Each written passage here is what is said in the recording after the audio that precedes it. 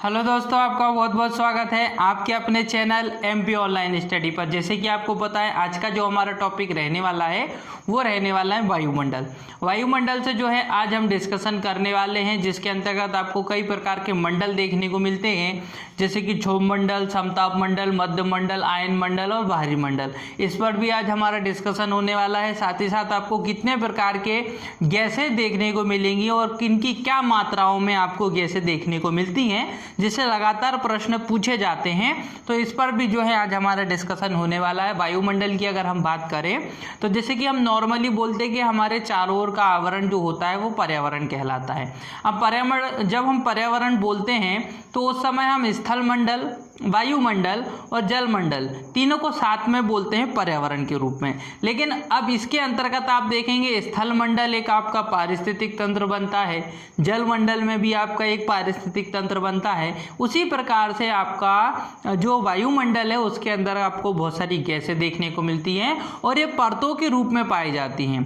बहुत सारी परतें पाई जाती हैं आपकी तापमान के आधार पर, गैसों की मात्रा के आधार पर, मौसम में जो परिवर्तन होता है उसके आधार पर हमने इनको या वायुमंडल को कई प्रकार से हम 5 जो है मंडलों में विभाजित करते हैं, जिस पर जो है आज हम डिस्कस करेंगे।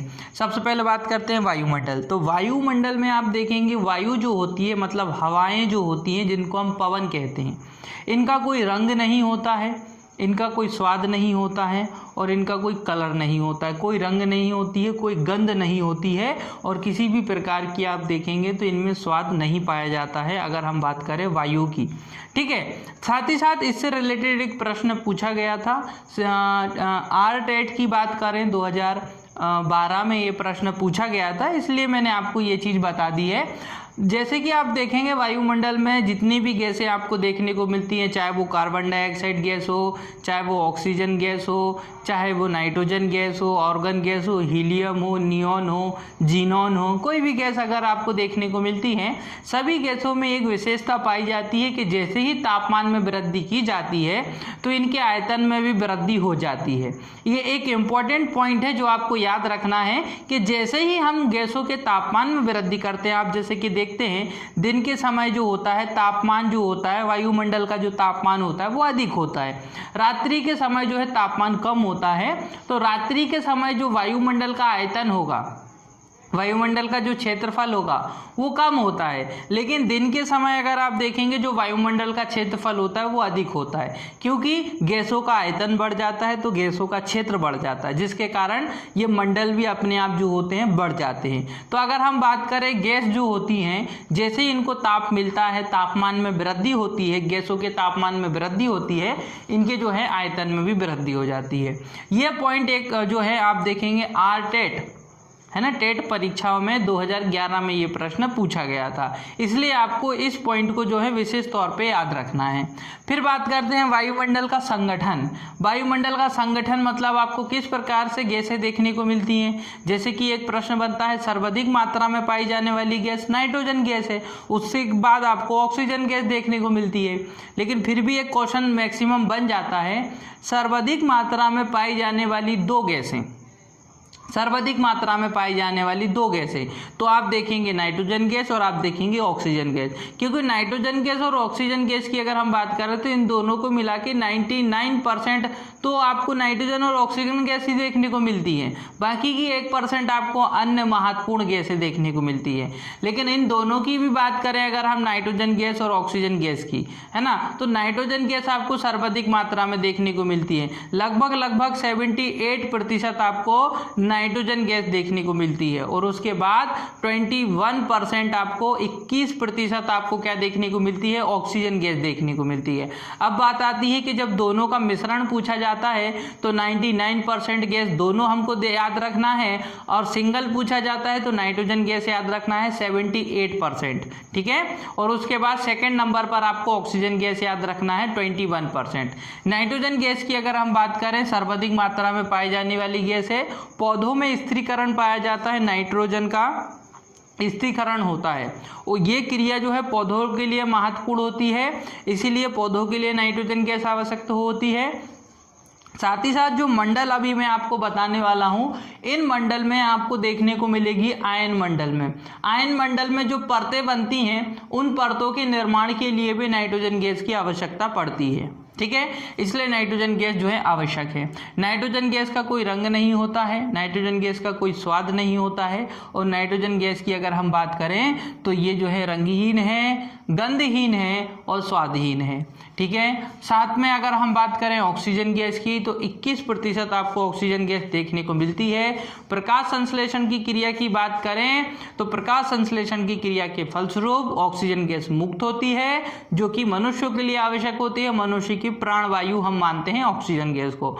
ऑक्सीजन गैस का संकेत O2 होता है, नाइट्रोजन गैस का संकेत N2 होता है। फिर देखेंगे आप, नाइट्रोजन ऑक्सीजन गैस जो होती है वो जलाने में सहायक होता है। जहां नाइट्रोजन की मात्रा अधिक हो जाती है वहां आग लगने की संभावना भी उतनी अधिक हो जाती है, या फिर आग फैलने की संभावना भी उतनी अधिक हो जाती है। जिन क्षेत्रों में आग अधिक लगती है, जैसे कि नॉर्मली आप देखेंगे जंगलों में जब आग लग जाती है तो वो आग जो है अधिक मात्रा में फैलती है और वो पूरे जंगल को जला देती है। उसका कारण ये है कि जब आग लगती है जंगल में तो जंगल में ऑक्सीजन की मात्रा अधिक होती है, क्योंकि लगातार पेड़ पौधे प्रकाश संश्लेषण की क्रिया के द्वारा ऑक्सीजन गैस को मुक्त करते हैं, है ना। इसीलिए वहां आग लगने की संभावना अधिक होती है और अधिक क्षेत्रफल में आग फैल जाती है। ठीक है, तो ऑक्सीजन की मात्रा जहां पर भी होती है वहां आग लगने की या आग फैलने की संभावना अधिक होती है। फिर बात करते हैं सेकंड नंबर पर हमको ऑर्गन गैस देखने को मिलती है, जो 0.93% में पाई जाती है। 0.93 है ना, 0.93% पर हमको ऑर्गन गैस देखने को मिलती है। ऑर्गन गैस की संकेत की अगर हम बात करें तो AR इसका संकेत होता है। संकेत आपको याद रखना है, ऑर्गन गैस का जो संकेत होता है वो AR होता है। साथ ही साथ ऑर्गन गैस के बाद हमको हीलियम गैस देखने को मिलती है, नियॉन गैस देखने को मिलती है, जीनॉन गैस देखने को मिलती है। ये सारी गैसें जो मैं आपको बता रहा हूँ ये निष्क्रिय गैस है। जैसे कि ऑर्गन गैस भी निष्क्रिय गैस है, कोई क्रिया नहीं करती है, क्रियाशील है ये, है ना। किसी भी प्रकार की क्रिया निष्क्रिय गैसों द्वारा नहीं की जाती है। ये स्वतंत्र रूप से वायुमंडल में घूमते रहते हैं।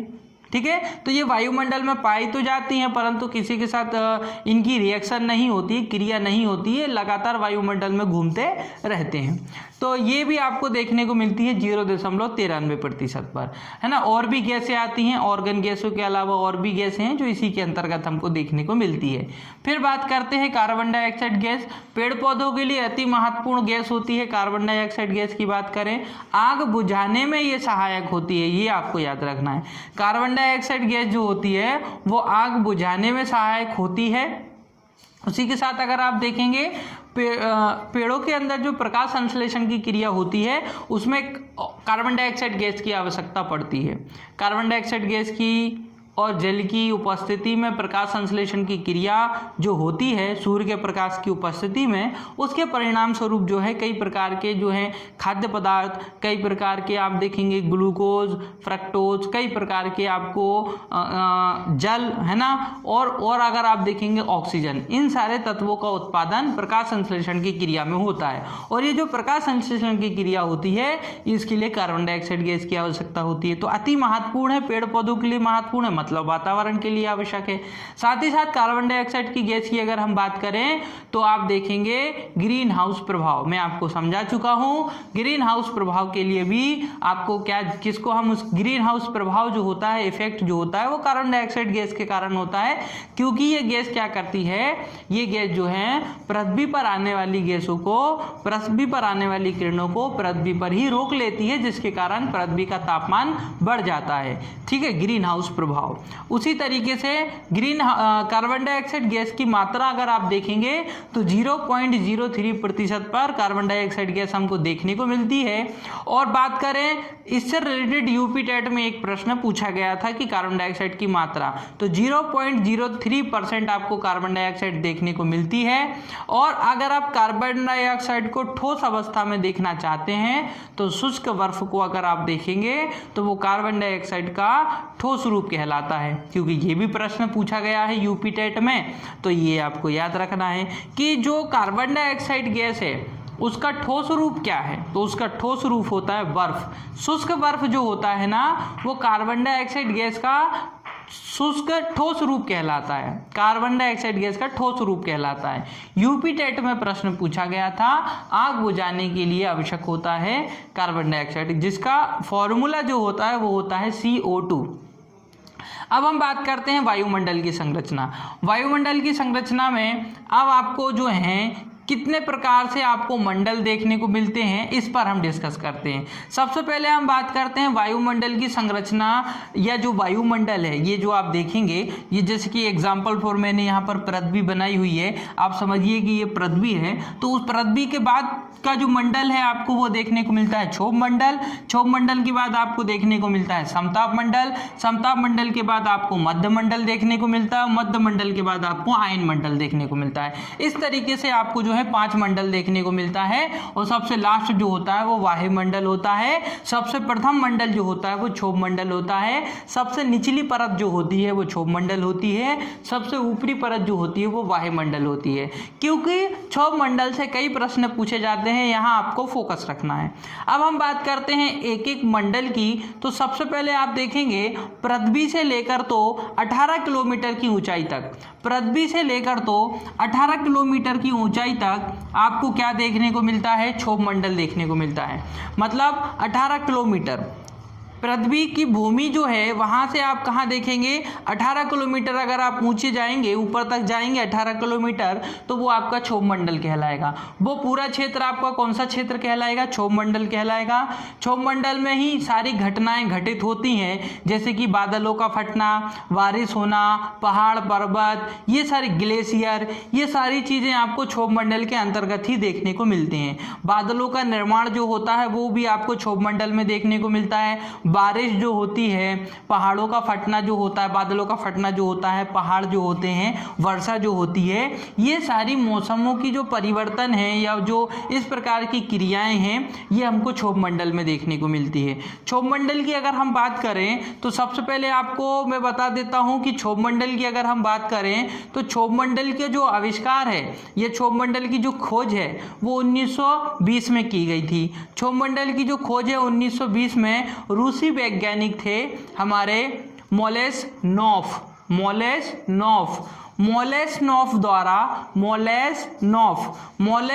द्वारा जो एक रूसी वैज्ञानिक थे, इनके द्वारा 1920 में अगर आप देखोगे तो क्षोभ मंडल का जो है खोज की गई थी। ठीक है, क्षोभ मंडल की अगर हम बात करें तो क्षोभ मंडल में तापमान में परिवर्तन होता रहता है। जैसे जैसे आप ऊपर की ओर बढ़ते चलेंगे तापमान में जो है परिवर्तन होता है और लगातार तापमान गिरता जाता है। ठीक है, जैसे कि एग्जाम्पल पर पृथ्वी का तापमान अधिक है, आप जैसे जैसे पृथ्वी से ऊपर की ओर जाएंगे, क्षोभ मंडल की ओर बढ़ेंगे, तो वैसे वैसे तापमान में क्या आएगी, गिरावट आएगी, वैसे वैसे तापमान कम होता जाएगा। ठीक है, तो यहाँ पर आप देखेंगे जैसे जैसे हम वायुमंडल में ऊपर की ओर जाते हैं क्षोभ मंडल में, तो वहाँ पर तापमान घटता जाता है और लगभग 162 मीटर ऊंचाई पर जाने पर 1 डिग्री सेल्सियस तापमान में गिरावट आ जाती है। जैसे ही आप 165 मीटर ऊंचाई पर जाएंगे वैसे ही 1 डिग्री सेल्सियस तापमान गिर जाता है। फिर आप 162 किलोमीटर ऊपर जाएंगे तो 1 डिग्री सेल्सियस तापमान गिर जाता है। इस तरीके से तापमान में गिरावट आती है जैसे जैसे हम क्षोभ मंडल में ऊपर की ओर बढ़ते हैं। ठीक है, तो क्षोभ मंडल की अगर हम बात करें तो आपको क्षोभ मंडल में एक क्षोभ सीमा देखने को मिलती है ना। जैसे कि ये क्षोभ मंडल की बाउंड्री आपको 18 किलोमीटर तक देखने को मिल रही है। क्षोभ मंडल के बाद समताप मंडल प्रारंभ हो जाता है, लेकिन आप देखेंगे क्षोभ मंडल में 17 किलोमीटर से लेकर तो 19 किलोमीटर तक, कितना, 17 किलोमीटर से लेकर तो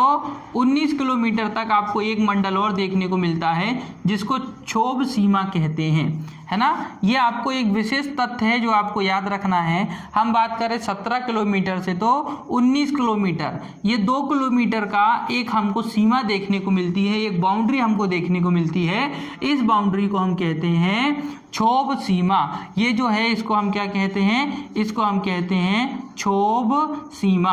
ये आपको एक विशेष तथ्य है, ये आपको याद रखना है। ठीक है, अगर आप देखेंगे 17 किलोमीटर से तो 19 किलोमीटर की जो 2 किलोमीटर की जो आपको एक परत दिखाई देगी उसको हम क्षोभ सीमा कहते हैं। और क्षोभ सीमा के बाद समताप मंडल लग जाता है। ठीक है, इसके बाद समताप मंडल देखने को मिलता है।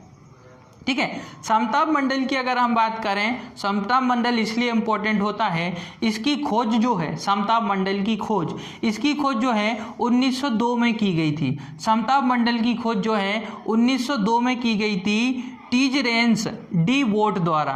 टीजरेंस डी बोट है ना, टीजरेंस डी बोट के द्वारा जो है समताप मंडल की खोज 1902 में की गई थी। बात करें अगर हम समताप मंडल की, इसको समताप मंडल इसलिए कहते हैं क्योंकि ताप जो है समान रहता है, तापमान में कोई परिवर्तन नहीं आता है। अधिकांश यहाँ तक का तापमान 0 डिग्री सेल्सियस माना जाता है। मतलब आप पूरे ही समताप मंडल में जाएंगे और ये समताप मंडल आपको 18 से लेकर तो 18 किलोमीटर से लेकर तो आपको 50 किलोमीटर तक की जो बाउंड्री आपको देखने को मिलेगी, 18 से लेकर तो 50 किलोमीटर की जो बाउंड्री आपको देखने को मिलेगी, 18 किलोमीटर से 50 किलोमीटर के बीच की जो रेंज आपको देखने को मिलेगी वो समताप मंडल कहलाती है। समताप मंडल में अगर आप देखेंगे तो ओजोन परत का 90% भाग आपको समताप मंडल में ही देखने को मिलता है। ठीक है, और मैं ऑलरेडी आपको जब मैंने ओजोन परत बताया था वहाँ डिस्कशन किया था इस बारे में।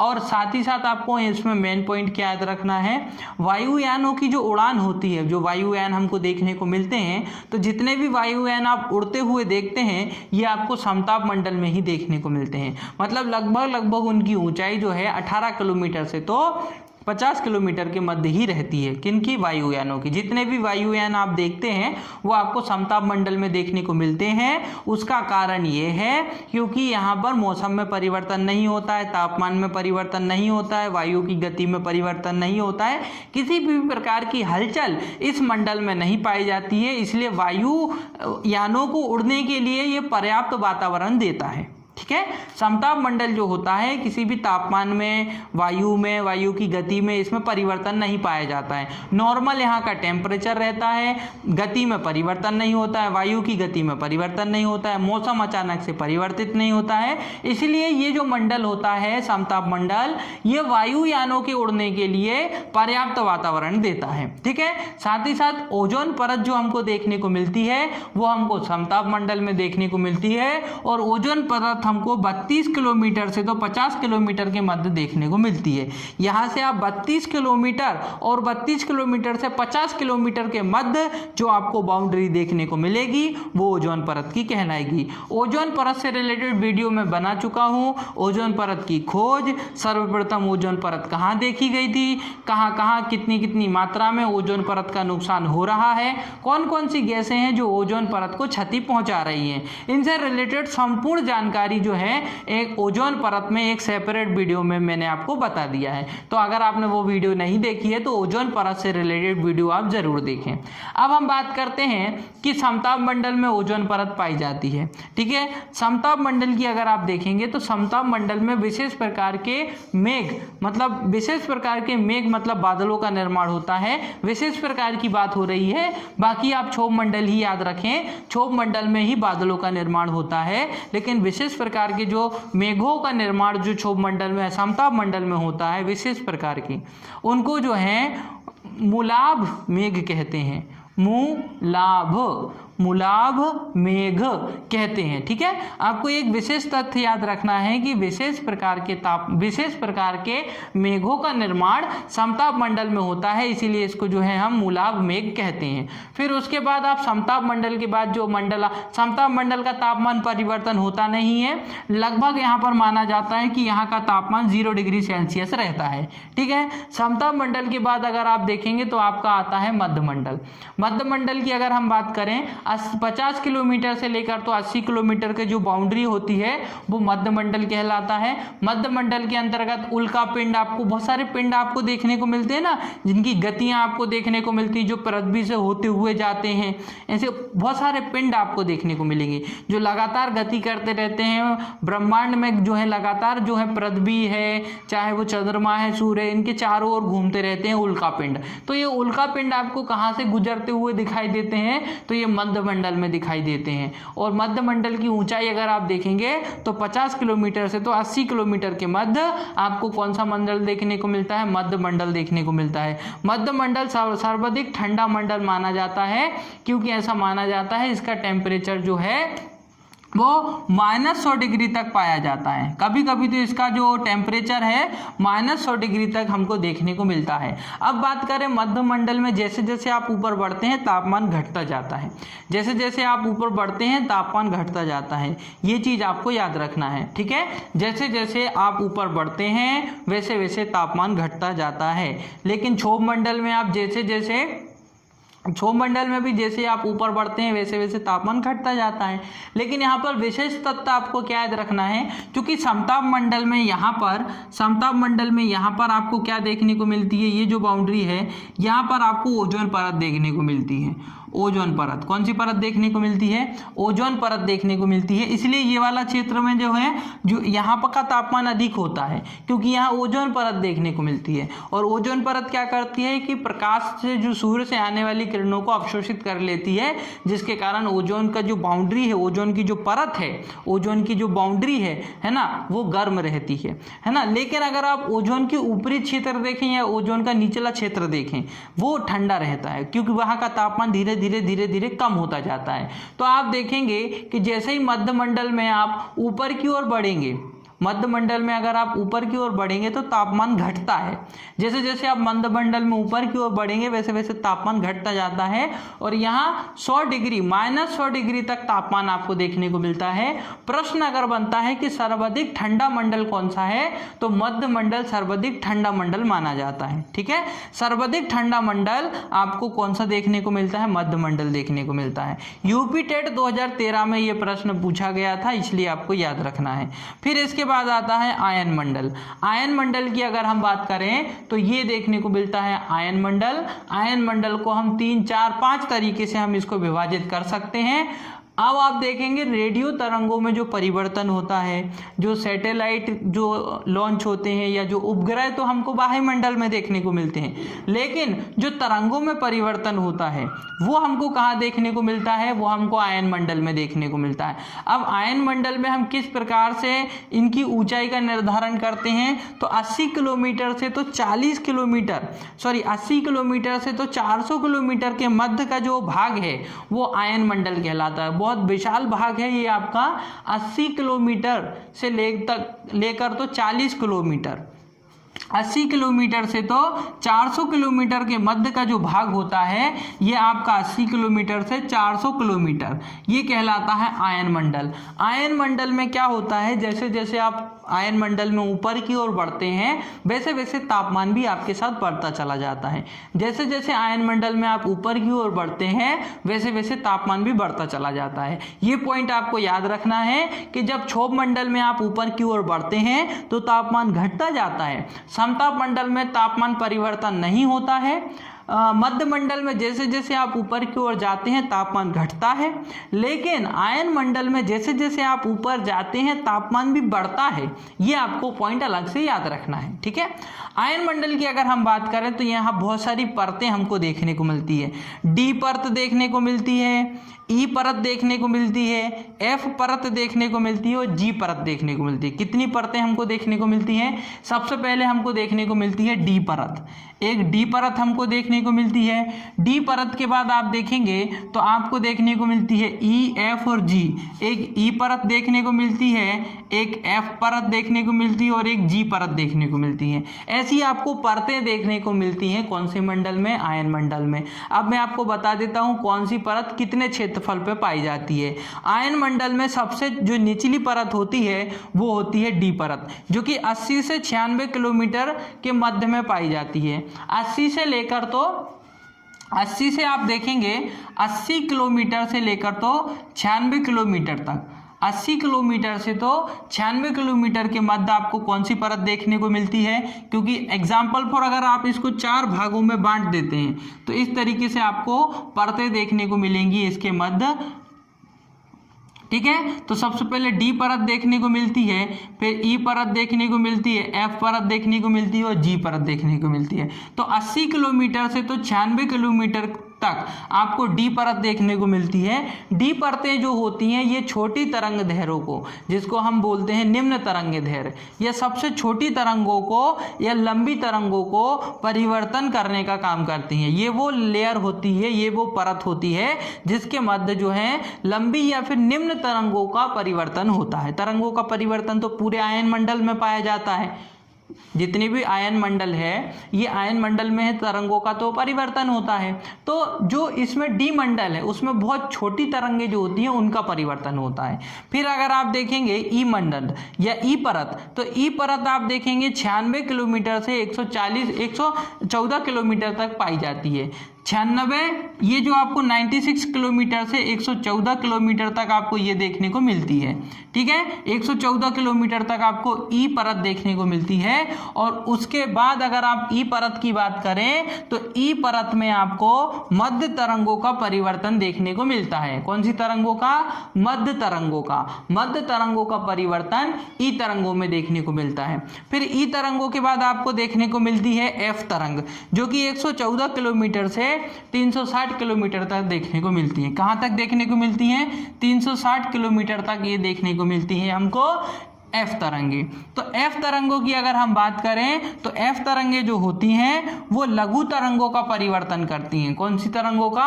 लघु तरंगों का परिवर्तन कौन सी परत में होता है? तो एफ परत में होता है।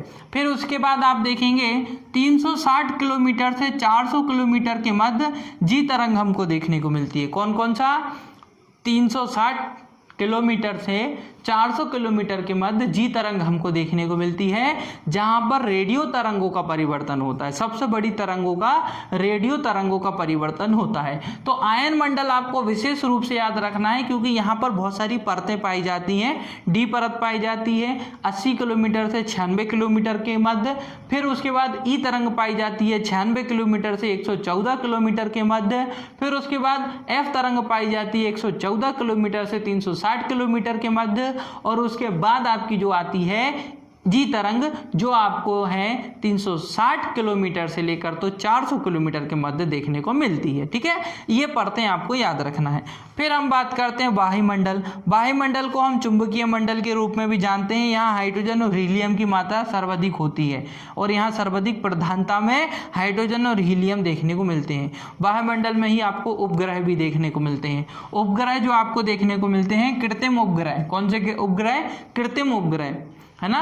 कृत्रिम उपग्रह आपको बाह्यमंडल में देखने को मिलती है और यहाँ हाइड्रोजन तथा हीलियम की भी आपको अधिक मात्रा देखने को मिलती है। हाइड्रोजन तथा हीलियम की प्रधानता आपको बाह्यमंडल में देखने को मिलती है, ठीक है। तो इस तरीके से आपको इसमें मंडल देखने को मिलते हैं। चाहे हम क्षोभ मंडल की बात करें जो कि सबसे निचला मंडल होता है, चाहे हम समताप मंडल की बात करें, तापमान में कोई परिवर्तन नहीं होता और ओजोन परत भी समताप मंडल में देखने को मिलती है। चाहे हम मध्य मंडल की बात करें जहाँ उल्का पिंड देखने को मिलते हैं। आयन मंडल की बात करें रेडियो तरंगों का परिवर्तन होता है। वायुमंडल की बात करें उपग्रह देखने को मिलते हैं। तो इस तरीके के ये मंडल हमको देखने को मिलते हैं। साथ ही साथ अगर आप देखेंगे रासायनिक संगठन के आधार पर इन मंडलों को भी हम दो प्रकार से विभाजित कर सकते हैं। रासायनिक संगठनों के आधार पर इन मंडलों को भी हम दो प्रकार से विभाजित कर सकते हैं। एक आते हैं सममंडल और एक आता है विषम मंडल, है ना। सममंडल में हम क्षोभ मंडल, समताप मंडल और मध्य मंडल को रखते हैं और विषम मंडल में हम आयन मंडल और बाह्यमंडल को रखते हैं। ये एक छोटा सा पॉइंट है जो आपको याद रखना है। अगर हम रासायनिक संगठनों के आधार पर बात करें तो इस मंडल को भी हम दो प्रकार से बांट सकते हैं। पहला मंडल है सममंडल, सब मंडल, और विषम है, एक सममंडल होता है और एक विषम मंडल। तो सममंडल के अंतर्गत हम जो रखते हैं, सममंडल के अंतर्गत हम रखते हैं क्षोभ मंडल को, समताप मंडल को और मध्य मंडल को। उसी तरीके से विषम मंडल के अंतर्गत हम रखते हैं आयन मंडल को और बाह्यमंडल को, ठीक है। ये एक विशेष तथ्य था जो आपको यहाँ पर याद रखना है। इसी के साथ अगर आज की वीडियो आपको पसंद आई हो तो वीडियो को आप जरूर लाइक करें, हमारे चैनल को सब्सक्राइब करें। अगर आपने चैनल ऑलरेडी सब्सक्राइब किया हुआ है तो बेल आइकन जरूर दबाएं ताकि आने वाली सारी वीडियो का नोटिफिकेशन आपको प्राप्त हो सके। ओके दोस्तों, thank you, thanks for watching.